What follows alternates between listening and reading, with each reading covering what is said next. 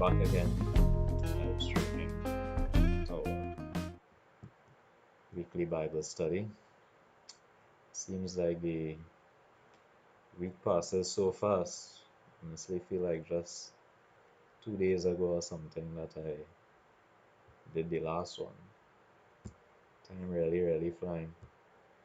One of the things that this quarantine has been doing is that kind of losing your concept of time. How much of you all that happening for? I know that happening for me. It's like you're losing the concept of what day is today. What's the day today? Is it Sunday, Monday, Tuesday, Wednesday? It's like you really don't know. Really interesting how this the quarantine time has changed our perspective on things. But as I said, it's nice to be back. Um, Again, a big shout out to Rosalind Alexander for the use of her laptop. Really appreciate that. Of course, you'll notice that the quality of the stream is way better, way better video quality and less connectivity problems, right? It really all boiled down to the computer that I was using. So again, a shout out to Rosen and Alexander. Really appreciate that. We Last time we had reached the book of Numbers, right? We spent a little too long here, a little too long in Numbers. So we actually at the end there's just about 3 or 4 slides to complete, right? But we basically finished with the book of Numbers, and we're gonna move on into Deuteronomy, right? Moving into Deuteronomy today, but we want to quickly complete Numbers. And the main thing what we remember from Numbers last time that we covered was this whole issue with Balaam, the false prophet Balaam.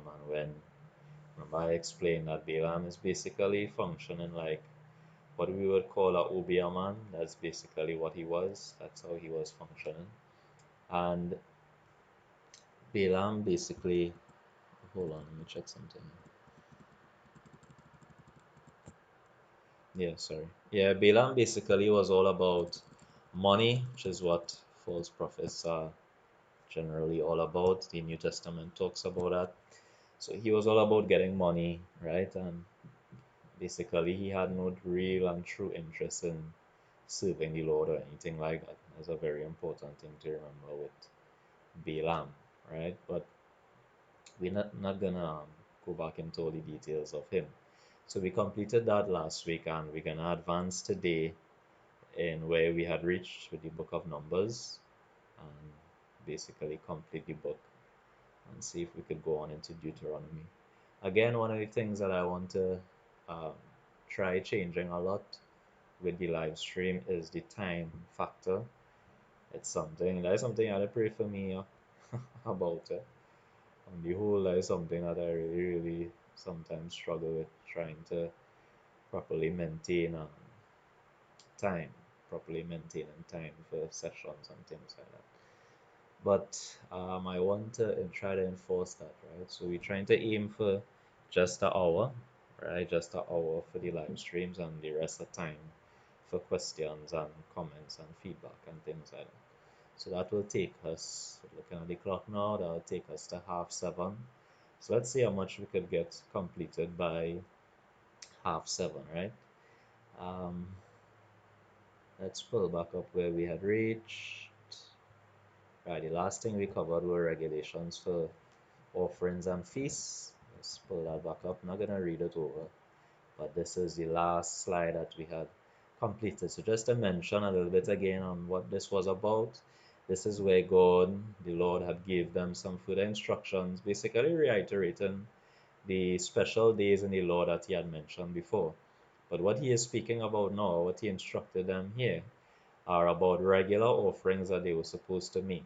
Right? So regular offerings, daily offerings that they're supposed to make in the temple, but also offerings that they would make on these special days. So on each of these special days of the law, right? So we had the Sabbath, the month, every month, the Passover, Feast of Weeks, Feast of Trumpets, Day of Atonement, and Feast of Booths.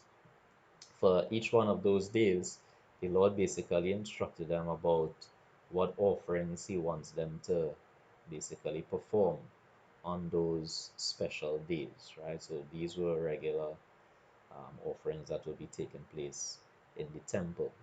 So moving along now, that was the last slide we covered, right?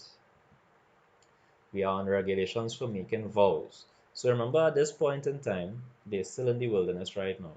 And God is just giving them some further instructions pertaining to the law, pertaining to making vows and things like that. So the instruction he gives is that if a man makes a vow to the Lord, and we know about that, right? You vow, basically making a promise to do something. That is something that they would do. It's something that some persons still do today, right? Where you make a vow and you say to the Lord, I will do this or that, or I will give this to you, or something like that, right? And many times people make vows like, Lord, if you, for example, give me success with this, or if you give me success with that, then I vow that I will do this, or I will sacrifice this to you, or something like that. That's how it went back then. And as I said, sometimes in our times we have people making vows as well, saying, Lord, if you were to do this or that for me, then I would, whatever it is, I would give this, or I would serve more in church, or whatever it may be. But that's what vows basically were, right? So the Lord has just given some instructions now about when vows are made, right? So he's saying if a man makes a vow to the Lord, or he swears by a pledge, he shall not break his word. He must do what he has vowed, obviously. Speaking to the concept here of honoring your word. In other words, if you say you're going to do something or you vow that you're going to do something, then ensure that you carry out your vow, right? Don't make rash vows and then basically not honor them. Or say to the Lord, you're going to do this or you're going to do that, and then afterwards, when the Lord blesses you or whatever you asked about, you don't hold true to your vow. As a matter of fact, the funny thing about this is that many times you find people doing that today. You find people saying, Lord, sometimes a good example of that, you find persons like they may be very sick or in the hospital or something like that, and they would say things like, Lord, if you like, get me out of here or something like that, then I promise that I will, serve you or spend more time in church or something like that. And many times, such persons they get well again and they don't honor those vows. And basically, the Lord is saying that's not something you should be doing, right? If you make a vow, make sure you do what you have vowed to the Lord. If a woman, so that's if a man now gives this vow, if a woman vows a vow, now look at this scenario here. She must do what she has vowed, same principle for the man, with one exception or one clause. And the clause is, however, her father has the authority to nullify the vow if she is still living under his roof. In other words, showing here the concept of male authority in the home, which is something, many times people have a kind of problem with that male authority. At the end of the day, that's what the Bible teaches. We may have different opinions on that, different views on that, but at the end of the day, that's what the scripture teaches. In other words, the head of the home is the man. The man is the head of the home. It has nothing to do with the man being better than anybody. It's just the authority structure. And for persons who kind of have problems with that, I often remind them about the authority structure, even in the Godhead. That's with Jesus Christ and God the Father. Because in the Godhead, Jesus Christ functions in a submission role to God the Father. We see him mentioning that many times when he was on earth, right? And obviously, that had nothing to do with Jesus being any less than God the Father or anything like that. We know that they are equally one as Lord and God.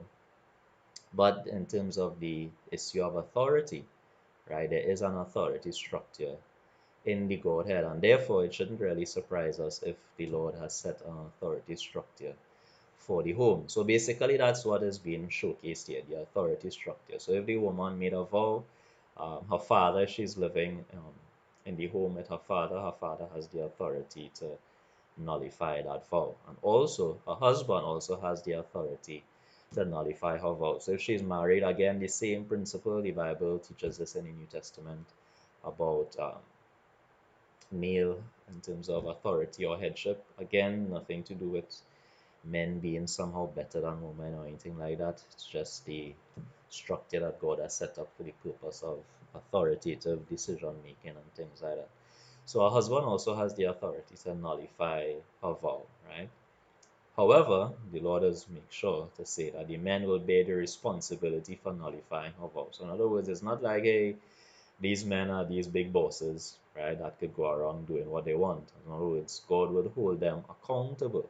So if they use their authority and they nullified a vow that a woman made, God would basically hold them responsible. In other words, they would have to answer to the Lord as to why they did that. Again, showing the same concept, and this is the same principle that applies with the authority structure, where in the home, though the man has the authority structure, he bears the weight of responsibility. He bears the greater weight of responsibility in the home, right? So in other words, it's not just about him going around thinking that he's this great one, in other words, having the final authority on things. The reality is there's also a responsibility connected to that. So in other words, the decisions that you make in the home as a man, so if you decide um, using, like in this context here, using your authority to nullify a woman's vow, you have to answer to the Lord for that. So the greater responsibility lands on the man for how he basically functions in the home and for the decisions that he makes. But obviously, divorced women and widows, and obviously these are women who are not under any male authority structure. A divorced woman, she is not under the headship of any man, and a widow, same thing, her husband has died. They are not under this clause and must perform what was vowed. So in other words, the rules for them will be the same as if a man made a vow. So if they vow to do something, they had to carry it out. They had to do whatever they vowed. But the main thing to learn from that, obviously, two things. One, the importance of, if you make a vow to the Lord, if you make a promise to the Lord, the importance of carrying it out, doing what you say. If you say you're going to do something, make sure and do it. And this is something that sometimes as men we fall to a lot. I know I really horrible and fall into that, where you say you're going to do this, you say you're going to do that, and then basically you don't hold true to your word. You don't do what you said you were going to do. That's a very serious thing, actually, and it's really not a good thing. In the New Testament, I didn't put the link here, the not the link, the passage, but in the New Testament, sorry, the Lord Jesus talks about that. Right? If you say you're going to do something, make sure and carry it out.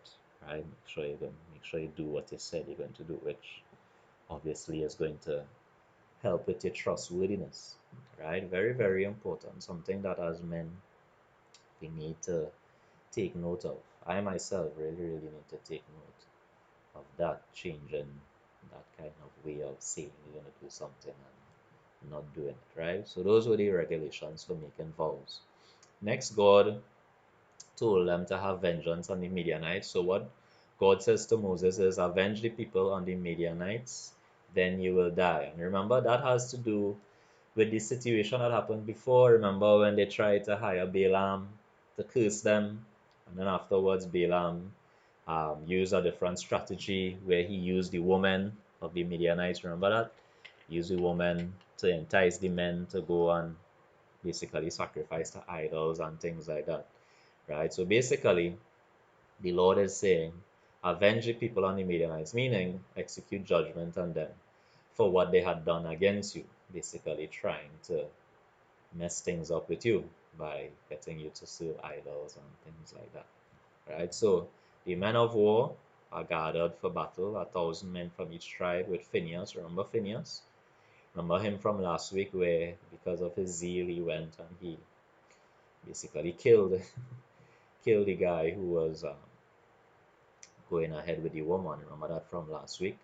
Yeah, so with Phineas, the vessels from the sanctuary and the trumpets right? So the Israelite army fights and they defeat the Midianites. So basically, go to war against them, basically for what they had attempted to do against the people of Israel, trying to curse them and hiring Balaam to do this wicked deed against them and getting them into idolatry and things like that. And take note that Balaam is also killed.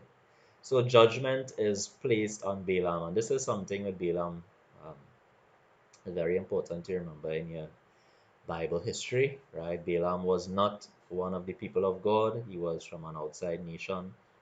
He was a false prophet, and for what he did, right, which is, and remember we showed in Revelation where Jesus revealed that Balaam was the one who was behind using the woman to entice the men into fornication and idolatry, right? Balaam was the guy behind that. So Balaam is also killed in this war that they made against the Midianites for what they had done. And the spoils of war are taken, the cities are burnt and destroyed, and the women and children are taken. And these are parts of the Bible.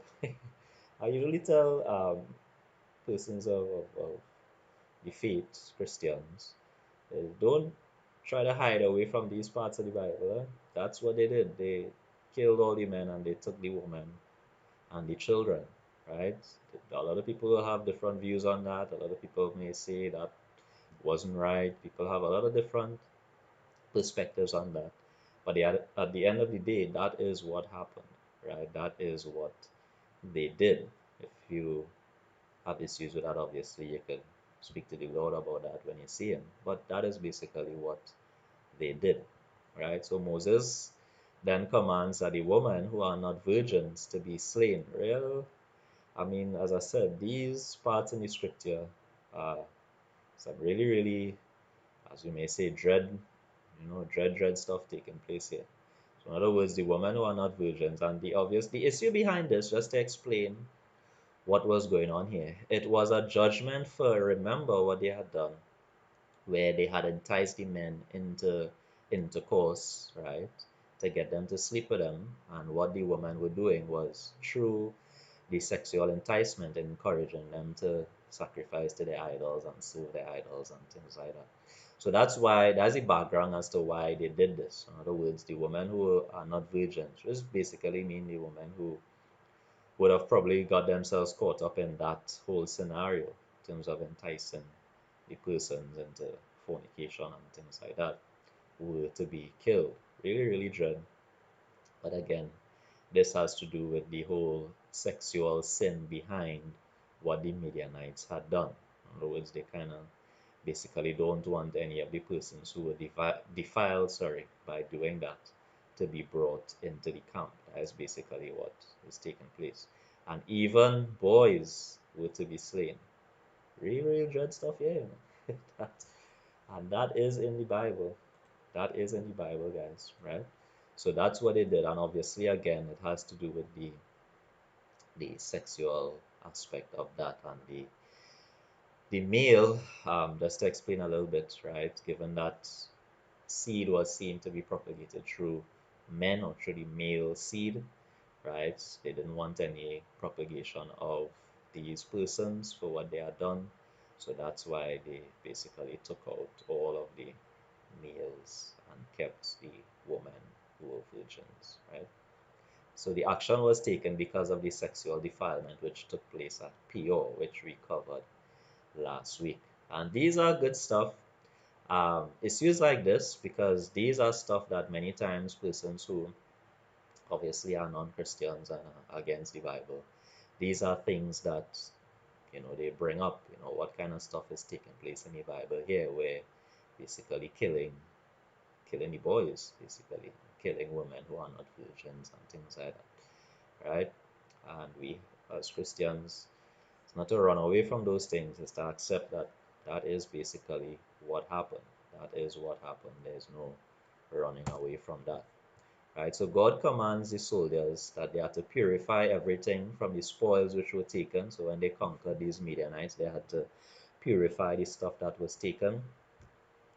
Metal things were to be purified by fire, and non-metal things were to be purified by the water of purification. You all remember the water of purification, right? I'm not gonna go back there. Remember when God told them how to make this purifying water. And this is symbolic. There is no magical property in this water of purification. And what they used to do with this water of purification is sprinkle it on things, and things that they sprinkle the water on would be clean. And obviously, that is not any magical potion, right? There's no, that is about a symbolic representation. In other words, things that are defiled have to be cleansed. That is the point of that, right? Not that that water of purification was any kind of magical water or anything like that. And he also told them to purify yourselves and wash your clothing. Now, the idea that we have to highlight here behind all of this is that the Lord is highlighting here, and I think this is the main thing that we have to bring out of this. God is highlighting here the seriousness of idolatry and the seriousness of sexual sin. That is what is coming out of this passage here, right? Obviously, in the new covenant, we don't have these type of judgments anymore where people dying for engaging in those things now. But back then, right, that was how serious it was. And that is the main point that we have to draw from this. So, whilst we know that these were things that were in the old covenant and not actions to be taken today, we have to learn that when it comes to sexual sin and when it comes to idolatry, those are two sins that are honestly very serious. God takes them very, very seriously. And what they did in terms of enticing men into fornication and adultery and things like that, the judgment that they received, right, reflects how serious the Lord took. And the fact that they even had to purify the things that were taken from the spoils of war shows how serious the Lord looked at that sin that they had done. So much so that even the items that they took from them had to be purified. And obviously, again, the point of that is to show the seriousness of what they had done, right? So the spoils were distributed to the soldiers and the people, the Levites, the priests, and the tabernacle, the things that they took after they conquered the Midianites, right? If we have any like little questions or comments about this whole issue, we could see them in the, or you could throw it in the comments now. Remember, the chat section is always open, so if there's any time you feel you want to drop any comment based on anything we covered, you could use the chat section for that, right? Or um, if you want to wait until the question and answer time. So as the vengeance on the Midianites. Next, we have the appointment of the Transjordan. This is the land on the other side of the Jordan, right? So right now they're on the other side of the Jordan River. It's kind of hard to picture it now in your mind, but I will bring up a map so that you will see basically how it looks. But they are on the other side, that's what they're calling the Transjordan, the other side of the Jordan River, where some of the tribes, and we're going to see that, some of the tribes decided they wanted to stay on this side and not move over into the promised land. They wanted the land on this side where they were, right, on the other side of the Jordan. We'll see that. So the tribes of Reuben and Gad request the land of Jazer and Gilead, which was outside the promised land. So in other words, they're asking for land that is not in the actual promised land that God had spoken about. And they're saying, we want to stay on this side here. Remember, they had conquered persons. We covered that last week. Remember, they had conquered um, some nations and took over their land. So what they're saying is basically, we want to stay here. That's what these tribes will say. We want to stay on this side of the Jordan River. We want to stay on this side. We don't want to go into the promised land. We cool with the land that we have here. That's what they were saying. And Moses gets very angry by this request because he sees it as a discouragement from possessing the promised land and a repetition of the past disobedience. So basically, Moses got vexed, right? And he got vexed because in his mind, he's saying, why y'all discouraging the people from wanting to go into the promised land? Because how he sees it is this. If y'all start to say, listen, we don't want to go into the promised land and take any land, we good here, right? We good on this side. It would encourage the other tribes to say, well, let's not bother to go into the promised land either. And let's see if we could take land from, some of the nations that we had conquered before while they were in the wilderness and stuff. So that's why Moses gets angry and basically he sees it like the same problem that they had always been facing in terms of obeying the voice of the Lord to move into the promised land, obeying the voice of the Lord and having faith, he sees it as disobedience, right? So he has a big problem with that. But he tries basically say, yeah, what? We promised to go to war with the rest of the people to conquer the promised land, right? But let us build the sheepfolds for our livestock and cities for our children in the land of Jazer and Gilead. We will not take any portion in the promised land. And basically their point was, it's not that we're not going to help you. That's basically what they were getting at. They were saying, listen, it's not that we're not going to go across and fight with you all and help you all with conquering the promised land and things like that. They were just saying, we're just comfortable with the land that we have here. And that's the promise that they made. So they made a vow and say it has nothing to do with us not wanting to help. It has nothing to do with us not having faith that the Lord will give you all victory in the promised land. It's just that we very comfortable with this side here. Right? So that's the promise that they made. So Moses basically accepts that proposal, but he warns of judgment if it's broken. He basically says, okay, no problem, you all will get the land on this side, but make sure and uphold your word to go and war with us when we're going over into the promised land, right? That's what Moses basically said and warned them about. And then Moses instructs Joshua, right, and the high priest. He says if they fulfill their vow, allow them to inherit across the Jordan, right? But if they do not, they must settle in Canaan. So this is how serious Moses take this thing, right? So he's like, yeah, what? Right? Okay, y'all want to stay on this side, but he makes sure and tell Joshua, remember Joshua is going to be the next leader. And the high priests as well are going to be like the leaders. So they basically, Moses basically saying, if they don't stay true to their word, make sure they don't get to inherit any land across the Jordan. In other words, don't allow them to stay on that side, right? They have to come across into Canaan if they don't, keep their promise, right? It's just Moses just took that very, very seriously. And remember, at the end of the day, the the promise was, and the promise of the Lord was to give them land in the promised land in Canaan, right? That was the promise. So that's why Moses takes that very seriously, because they are asking something that is outside what God had promised. God didn't say anything about giving them land outside of Canaan, right? The promised land was Canaan. So that is why Moses took that so seriously, right? So next we have the journeys from Egypt to Moab. So what we're going to do now is, it's just this portion in the scriptures just talks about the places that they went, right? The places that they went to when they left Egypt. It gives a sort of overview, right? Because remember, the book of Numbers is basically, when the book of Numbers ends, the very next thing that's going to happen is basically their entrance into the promised land, right? Entrance into the promised land, crossing the Jordan River and entering the promised land. So the book of Numbers is really where everything ends. Deuteronomy, even though Deuteronomy is in the Pentateuch, Deuteronomy is really just a series of sermons that Moses gave to them before they entered into the promised land. That's what the book of Deuteronomy was about. The book of Deuteronomy doesn't really cover any like activity that the people were doing. It focuses really on Moses talking to the people of Israel, right? Giving them instructions, repeating the law and things like that. So really you could think of it as though Numbers, you could see the book of Numbers as the end of the journeys from, remember it started with Exodus, Exodus out of Egypt.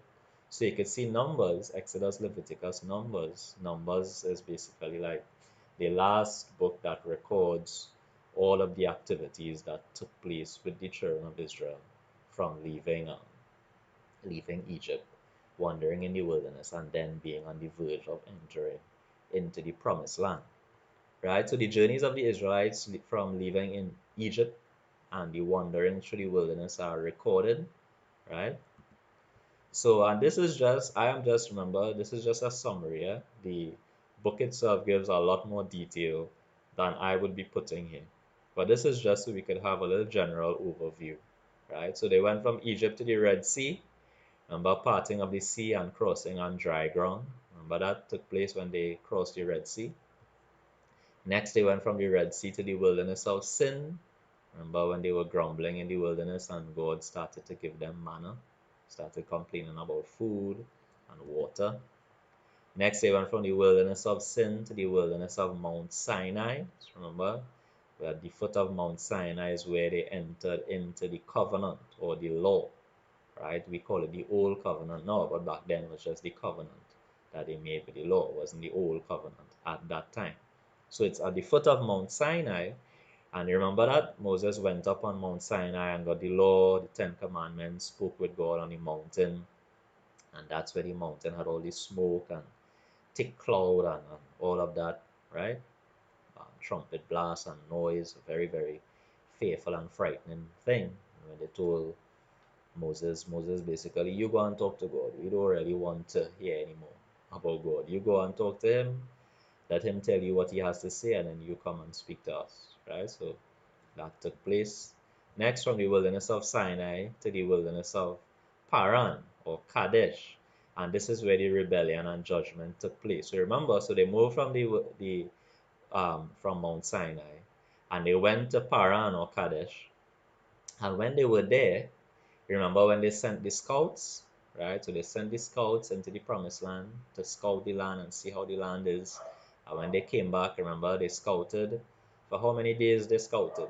For those who could remember, right? I'm not going to mention it, right? They scouted for a certain amount of days, which is connected to the amount of years of judgment they had in the wilderness, right? We should remember that now. So, and how many persons went on the scout? 12. Remember, from the 12 tribes, one person representing each tribe went on the scout. And when they returned, who were the two persons that basically said that we could conquer the land? Right, Joshua and Caleb, just testing your knowledge here, right? Just testing your knowledge, just see if you remember. Right, Joshua and Caleb, the other 10 basically brought a bad report and said we can't conquer the land, it's too strong. Obviously, they didn't have faith and they wanted to rebel. They wanted to stone Joshua and Caleb and Moses wanted to stone them and go back to Egypt. And that's the rebellion. And that's where God handed down the judgment and said, listen, none of y'all who have seen all of my signs and still keep rebelling against me, none of you are going to enter into the promised land. You're going to die. And that's where he said you're going to have your 40 years of judgment wandering in the wilderness for the 40 days that they scouted the land. Right, so next they went from the wilderness of Paran, right? That's where they were, to wandering locations. I'm not going to list all of them. You can check it out in chapter 33 of Numbers, right? Many, many different locations. So it just talks about they went from this place to that place and that place to that place. That's basically what is recorded here. Basically, all of the places that they went as they were wandering around kind of in circles in the wilderness when they received their judgment, right? And then from wandering locations, after all of the wandering in the wilderness, they went to the plains of Moab before the Jordan. And remember, that's where the whole situation with the Moabites. And then God commands, so they right before the Jordan now, the Jordan is before crossing into the promised land. And God commands when you cross over, in other words, you cross the Jordan and you're going into the promised land to conquer these nations. Drive out all the inhabitants, right? Destroy all the idols, demolish the idol temples, and inherit the land by lot. And by lot there means not lot as in what we call a lot of land. Lot as in casting lots or dice, rolling dice. So they would determine who would inherit what land by casting lots. And as I said, the closest thing that we have now to knowing what casting lots is basically rolling dice. So it was some random method that they would use to determine who would get what land, right? And then he says, if you do not drive them out, there will be thorns in your side and trouble you. So if you don't drive out these nations, there will be thorns in your side and be a problem and a snare to you. And as we know the story, right, of what took place, exactly that is what happened. So God gave the warning from way before that if you don't drive them out and if you leave them and you cohabit with them and start to mingle with them and things like that, and you go against the instruction that I've given, they are going to become thorns in your side and trouble you. And we see that eventually that's exactly what happened, and which we see happening in the book of Judges, where they had to constantly deal with problems from these persons who keep attacking them, always causing them problems. And if it's not attacking them, encouraging, them into idolatry and things like that. So that's how those nations became thorns in their side. So this is really one of the main things we want to, sorry there, drink some water, right? This is the main thing we want to highlight. And I believe this is these images. And for those of you who have physical study Bibles, generally these maps tend to be at the back. And these maps are really, really good, really, really insightful because it gives you a kind of vision or image, right? A pictorial representation of what took place, of all the stuff that you have been reading about, what it actually looked like. So let's just follow this. This is a nice imagery here that I got from online that covers the journey. So if you remember, they were in Egypt, right, where all the oppression and stuff was taking place, and the 10 plagues and all of that happened here. Remember, they were in Goshen. Remember that the children of Israel were in Goshen, right? And they got the deliverance. So we're going to follow now. We're going to follow the journey until where they are at right now. So let's follow the journey. So they leave Egypt, right? Remember, they crossed the Red Sea, right? The Red Sea parted, and that's where they crossed the Red Sea on dry ground. They came across the Red Sea, entered into the wilderness here. The wilderness, remember we covered this prior, right? And that's where they started complaining with the issue of food and water, and they start getting manna, right? Then from the wilderness of sin, they went to Sinai, right? Mount Sinai, which is here, right? In this vicinity here. Just to take notes, there are some disagreements on these things, right? Some scholars have slightly different perspectives on exactly where these things were located, right? But um, you could look at that if you're interested in going into all of the discussions on that. But scholars have, that's why they have Mount Sinai with a question mark there, because there's some disagreement as to exactly where it was located. But we know it was in this vicinity here. So this is where they went into the covenant, Mount Sinai with the Lord, right? And after that, started the journey of going towards the promised land. So let's follow now. Started the journey. Remember, I said they went in Paran, the wilderness of Paran, and they were at Kadesh Barnea. And when they were at Kadesh Barnea, what took place here? What took place at Kadesh Barnea? Right? They sent out the scouts. So they had stopped here. All of the people had stopped here. And the scouts would have now gone into the land here and scouted the land, see what the land looked like, right? And then they would have come back here and brought a report basically about the land, right? Joshua and Caleb were the men of faith, the others were not. And remember, the whole rebellion took place. So everything was really on track. All they had to do was enter into the promised land here, See how close it was? This is where they were. All it had to do, just a little bit obedience and faith. That's all it took.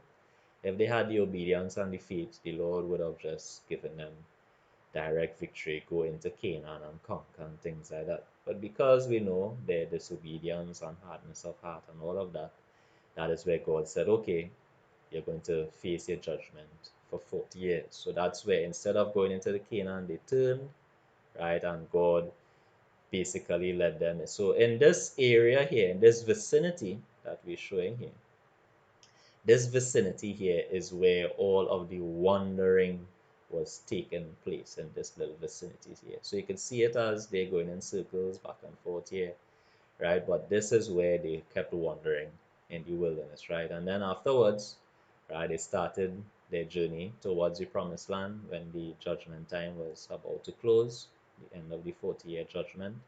And they came across, remember we talked about that, the Moabites. I came across the Moabites, the whole situation with them that we covered, right? And all of that brought them to this area here, where they're on the other side of the Jordan River, right? And then they're going to enter over into the promised land. So instead of entering from this way, which is originally where they would have entered from if they were obedient, after all of the wandering and all of that, they came across from this route, right, from this side instead of coming from this direction here. So I hope this is helpful. And again, this is at the back of most persons' study Bible. If it's not like this, it'll be something very, very similar.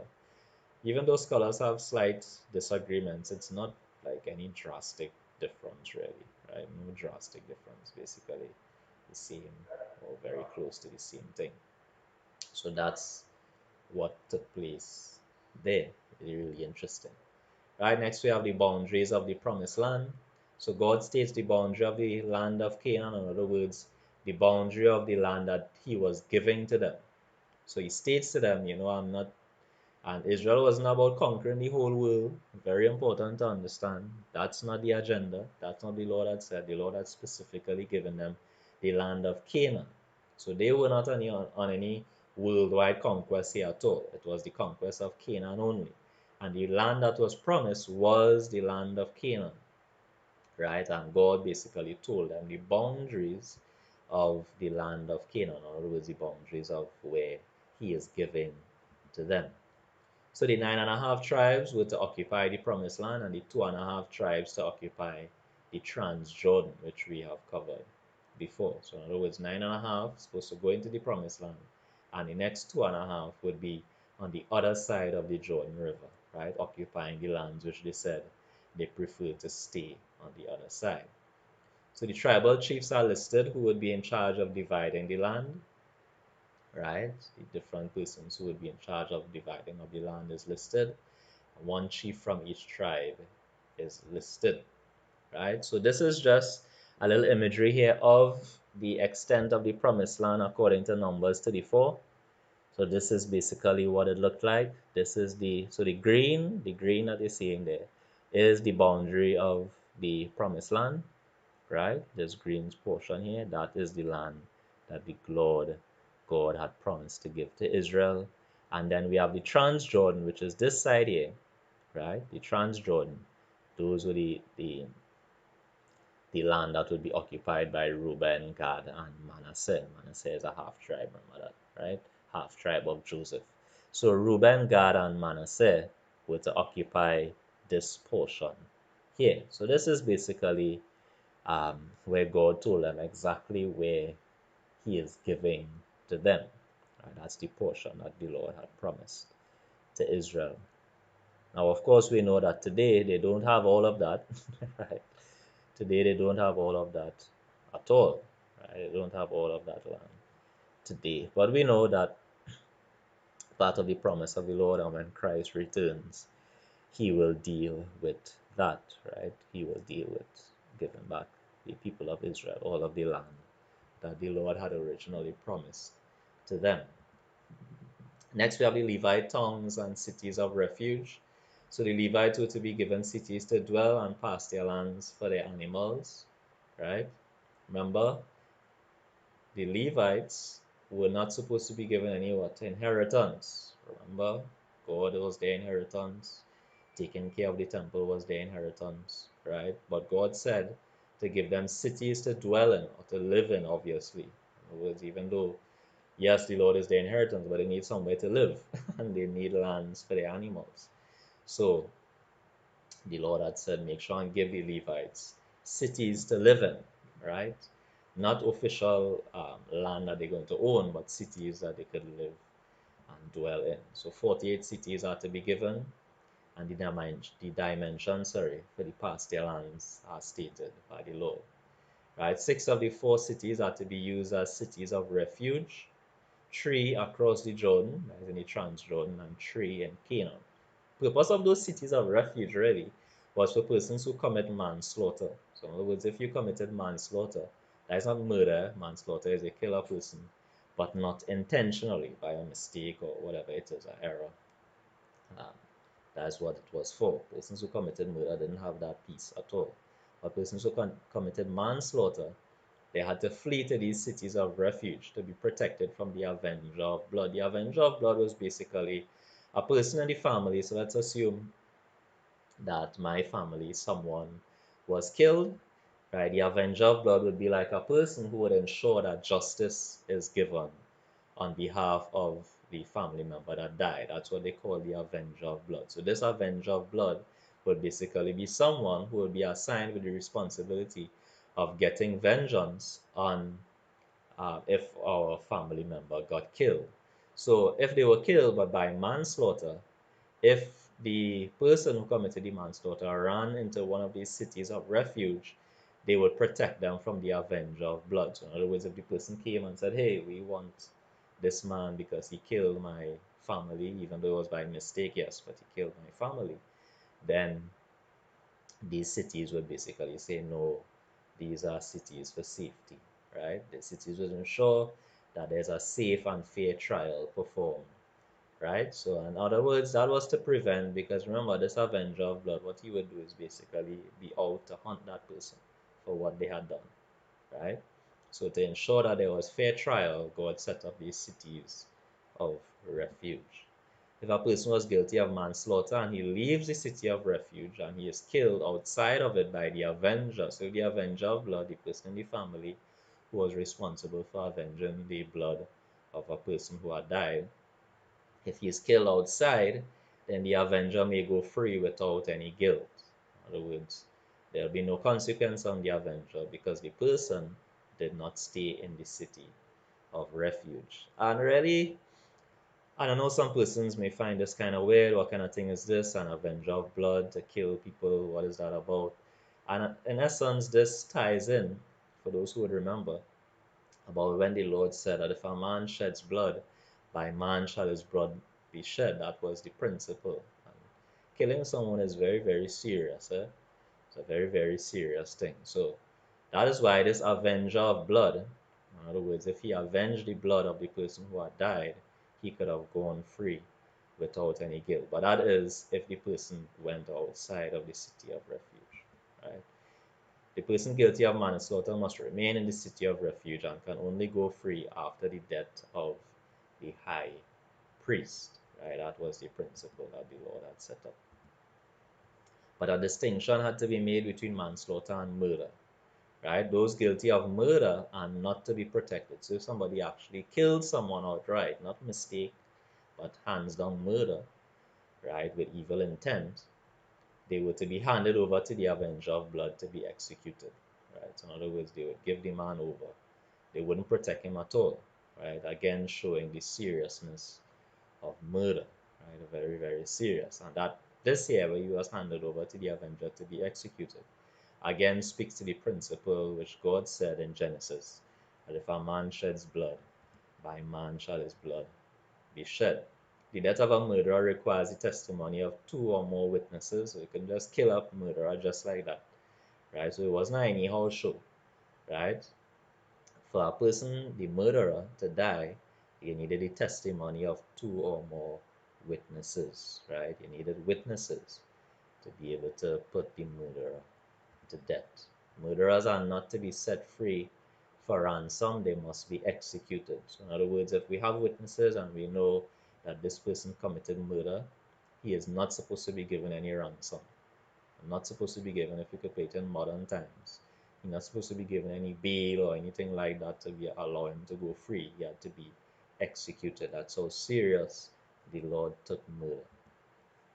The blood of a murdered person pollutes the land. This is one of the principles that the Bible teaches, that when a person is murdered in a land, that murder is polluting the land. Polluting, obviously, in a symbolic way, not polluting in any physical sense, right? Not that the blood of the person is doing anything in any physical way to the land, but pollutes the land in the sense that you're having a place or a portion of land or a city where people are being killed in that city, right? And that polluted the land. That was the concept that the Lord taught, right? That if you have a place where murders are taking place, in essence, what God is saying is that is corrupting the place. That is what He is saying. It is corrupting the place. And the only way it could be atoned for is by the death of the murderer. It's a serious thing here.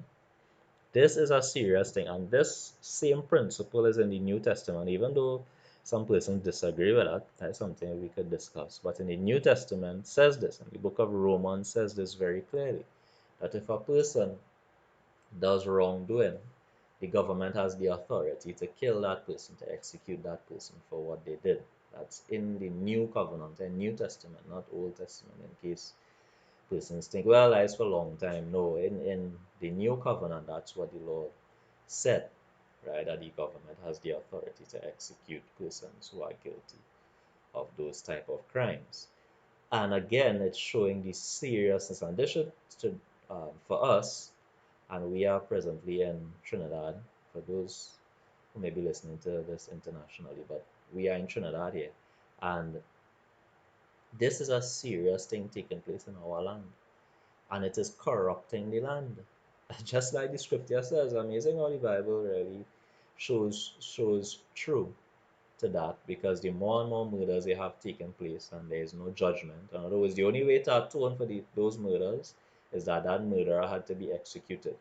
And we don't have that taking place. We have murderers, um, apart from going free, they're not being killed, they're not being judged, right? For those who are actually caught and things like that. And that perpetuates corruption in the land. That's what God says, and that's what he means by murder pollutes a land. It's going to make the place a corrupt place. It's going to make the place a place of sin. It's going to make the place a place where wickedness continues more and more. That's God speaking there. So do not defile the land that I'm dwelling in with you. So he is saying, God is saying to them, when you're going to the promised land, I do not want your defiling the promised land with murder. So if a person commits murder, make sure that that murderer is executed. That is how to atone for it. Not put the man in jail, execute him, kill him for what he has done. Very, very serious. So lastly, we have the problem with the daughters of Zelophehad. Remember the daughters of Zelophehad? What happened with them? Remember that from last week, where they had a situation where, just to touch on it very quickly, a situation where a man only had daughters. Remember the principle of authority handing over to the sons and the firstborn sons, but this man only had daughters. And the problem is, what will happen to their inheritance, since they are, all of them are women, and since the principle was that um, things were inherited by the males, what would happen? And that's when, remember, the Lord said, if a man has no male children and he has female, then give it to the female, and if he has no female children, give it to his brother, and all of that. And the purpose of that was to ensure that a man does not lose his inheritance. That's what it was all about, to ensure that the tribes would get to keep their lands of inheritance, and it wouldn't have people losing their inheritance. So the heads of the house of Gilead, right, the family of Zelophehad, raise a concern with the rule for Zelophehad's daughters, right? So listen to what happened. And the issue is, if they are given inheritance as women, the problem is, if they marry to another tribe, the inheritance would be lost in marriage and overcome the purpose of the protection clause. In other words, what they are saying is, here's the problem. If the woman, right, get the inheritance, right, in this situation that we had where the man didn't have any male children and given to the woman, if they marry to another tribe, the inheritance would be lost in marriage, because remember what would happen? Yes, remember male authority, the same issue again. The issue would be that even though the woman have their property, when they marry someone, the male person, that husband, would now get authority over that property. And if that person was from another tribe, what you would have happening there, obviously, is people losing their inheritance to another tribe. That is basically what the problem that they brought up, right? So God says the tribe of the people of Joseph is right. In other words, what they're saying is correct.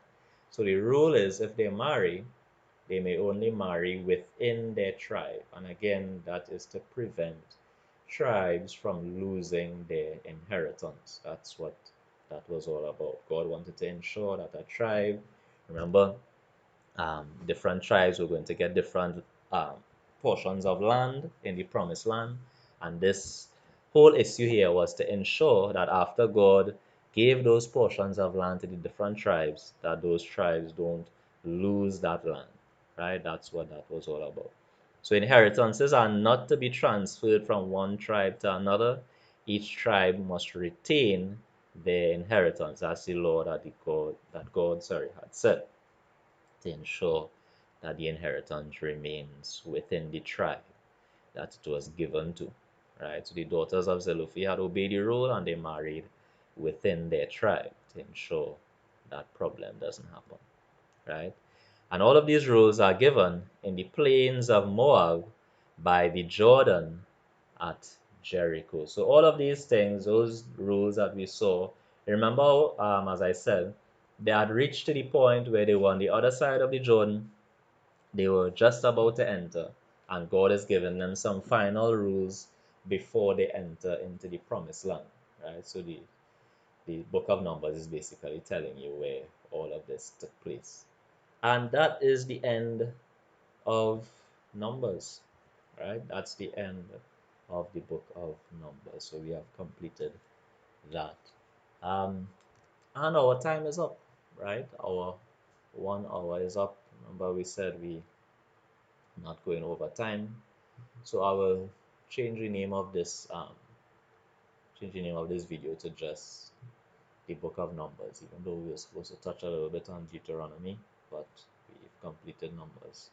So that's it for the book of Numbers. So now we're going to have a little open session here for questions, comments, feedback on anything that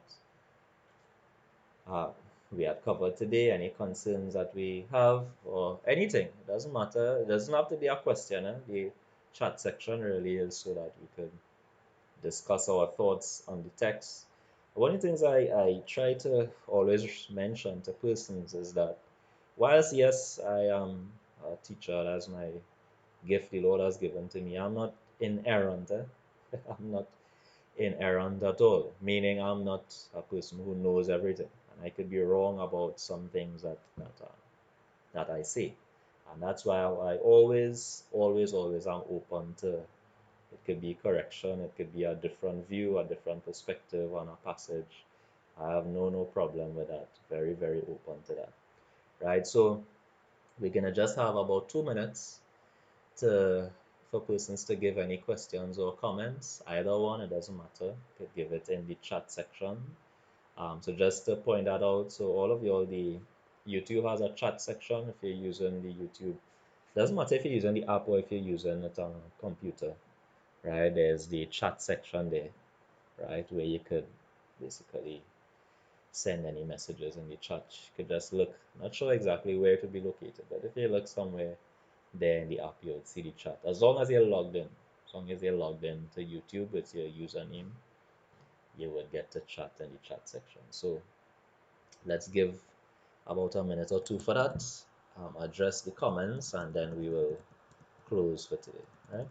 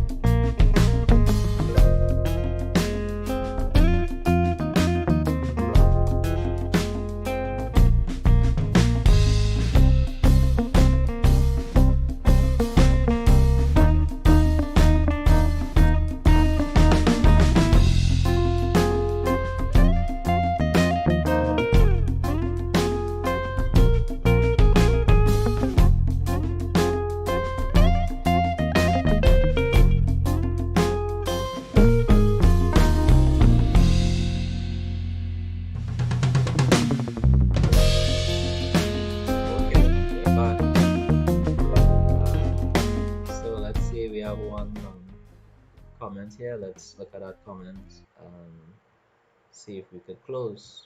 All right. So we have a comment from Noreen Brathwaite. Thanks so much for the comment, Noreen. I find it interesting the combination that was used to conquer the idol worshippers, the Midianites. The combination of the people, the priests, the things from the worship center, and music, trumpets. Yes, that is very, very interesting. That's a nice thing to point out there because that wasn't always done. That was not always done in war. But it goes to show, and I believe it speaks a lot to the seriousness of what had taken place. I believe what happened there at Peor is way more serious than we may be seeing on the surface. As a matter of fact, it's so serious, it's serious enough that in the New Testament, it's something that the Lord Jesus um, used as a reference point. Remember that? Remember I mentioned that Jesus said in the New Testament when he was speaking to one of the churches, he used that reference to when Balaam enticed the people to fornication and sacrificing to idols and things like that. So what took place there is was really, really something serious, using women with fornication and adultery to entice men to go into idolatry and worshiping of other gods. It really was a wicked and an evil approach that had been taken by the Midianites, right? With Balaam, obviously, the one behind that strategy there. Really, really, really wicked thing to do to people of God. As a matter of fact, you know what comes to my mind with that? Um, in the New Testament, Jesus said that if anyone causes one of these little ones to stumble, it better that a millstone be hung around his neck and he be cast into the sea. Remember when Jesus said that? Or in other words, enticing someone intentionally, and this is what they were doing, intentionally enticing someone into sin and to leave or to abandon the Lord. To be intentionally doing that against somebody is a very wicked and a very evil thing to do. And I believe the statement made by the people, the priests, the things from the worship center and the music was a very loud statement that God was making against what those Midianites had done, right? That God Himself is greatly against what took place there, right? And victory was given using the combination of those things as you mentioned there. But I believe it speaks a lot to the seriousness of the sin that those Midianites had done against the people of God. Because it wasn't just, that wasn't a situation of just war or anything like that. That was literally enticing people to abandon God using sex, basically. That's a wicked, wicked thing to do. So that's a great thing to point out there, Sister Nori. Really appreciate that comment. So yeah, so when they were going to fight against them, the Lord commanded that this combination of things be used, right? They went with the priests, they went with things from the uh, tabernacle, and they went with trumpets and things like that. God Himself, that was a statement where God Himself is coming out to war against what those persons had done, right? Very, very serious. So that's our session for today. And I believe we are on a nice trend here because we have completed early. Right? We're not the normal way after 8 and half past 8 and things like that. So we completed early and we got through all our material in time.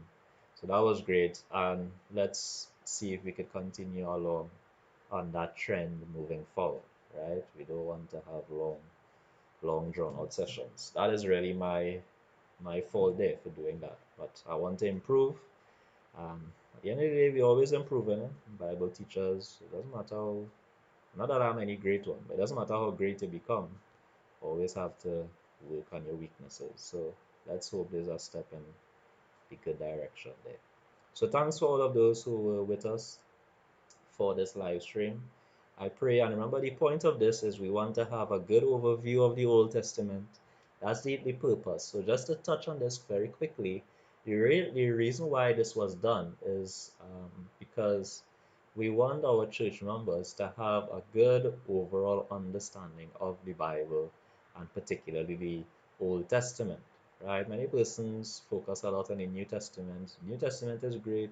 Yes, we're in the New Covenant now, but the foundation is in the Old Testament, right? And as a matter of fact, there are a lot of important things in the Old Covenant that you have to understand in order to properly grasp things from the New Covenant.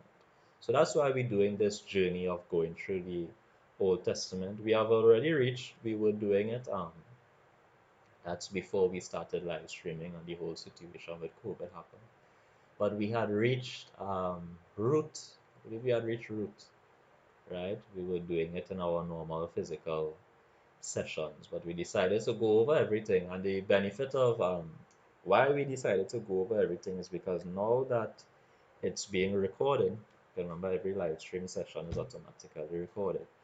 Now, at any point in time, any person could go back from our church. If you want a little recap on one of the books in the Old Testament, you could go back to the video, the live stream, and see a little overview of it there. So that's why we decided to go back over. For those who may be wondering about that, that's the reason why we're doing that.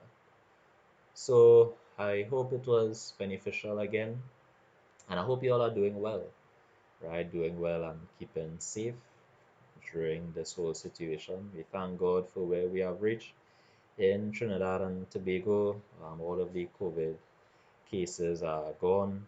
Well, officially, that is official.